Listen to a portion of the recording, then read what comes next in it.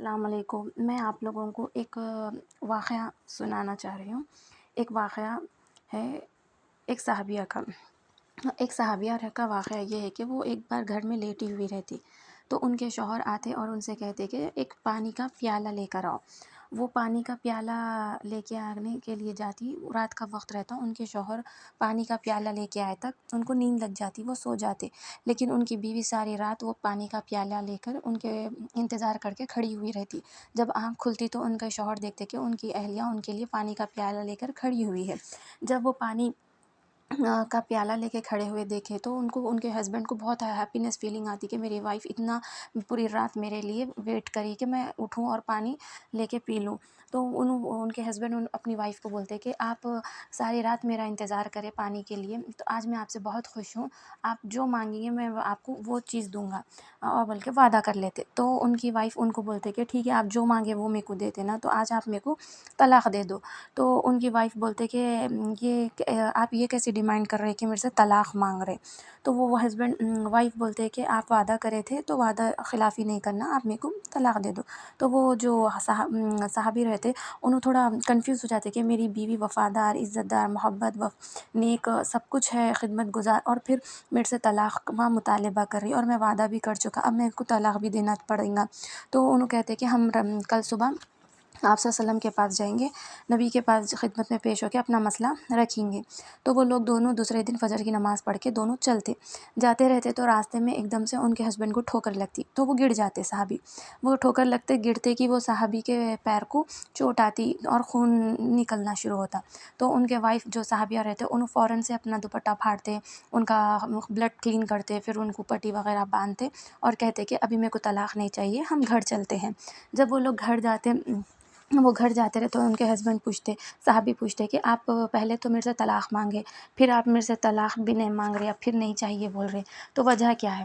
تو انہوں بولتے کہ میں نے آپ صلی اللہ علیہ وسلم کی ایک حدیث پڑھی تھی، وہ تو حدیث سناتے کہ جب اللہ تعالیٰ کسی سے محبت کرتا ہے تو پریشانیاں ان پر اس طرح آتی ہے جیسے پانی اونچی جگہ سے نیچے میں گرتا ہے، تو نیچے کی طرف گرتا ہے۔ میں نے آپ کے ساتھ اتنا عرصہ، اتنی ساری زندگی گزاری، تو میں نے آپ کے گھر میں دولت، سکھ، آرام، خوشیاں، ہر چیز دیکھی، کبھی میں نے غم اور پریشانیاں نہیں دیکھی۔ تو میرے دل میں یہ خیال پیدا ہوا کہ کہیں آپ کے دل میں نفاق ہے، یعنی آپ کے دل میں کچھ اللہ آپ سے راضی نہیں ہے، جس کی وجہ سے اللہ آپ کے ساتھ وہ جو محبت کرتا، جس سے اپنے پیاروں کے ساتھ ویسی محبت نہیں کرتا، اس لیے آپ کے اوپر آزمائشیں اور پریشانیاں نہیں آ رہی۔ اللہ آپ سے محبت نہیں کرتا، ورنہ اگر جس سے اللہ محبت کرتا اس کو مصیبت اور آزمائش اور پریشانی میں ڈالتا۔ تو وہ آقا کی حدیث سچی ہے کیا بول کے ان کو تھوڑا وہ ہوتا۔ جب جو کچھ میں نے دیکھا، یعنی جو کچھ انہوں چلتے رہتے ہیں تو ٹھوکر لگتی، پھر ان کو بلڈ آتا، تو ان کو یہ یقین ہو جاتا کہ ان کے شوہر سے اللہ راضی ہے، اور پھر اللہ تعالیٰ ہے سو ان کو یہ آزمائش میں ڈالے، تو پھر اس لیے ان کو یہ یقین ہو جاتا ہے کہ میرے اللہ تعالیٰ زخم لگائے، پریشانی آئی تو فوراً وہ سمجھ جاتے کہ ان کے ایمان اچھا ہے، اللہ ان سے راضی ہے۔ تو بے شک پھر انہوں بولتے کہ اللہ سے محبت ہے آپ کو، اس لیے پریشانی آئی، تو اسی لیے میں بھی آپ سے محبت کرتی ہوں، ورنہ آپ کے دل میں محبت میرے اللہ کی نہیں ہے تو ایسا شوہر میرے کو نہیں چاہیے تھا۔ اب میں آپ سے ساری زندگی آپ کی خدمت گزاری کر کے آپ کی بیوی بن کے رہوں گی، بلکہ بولتے وہ صحابی۔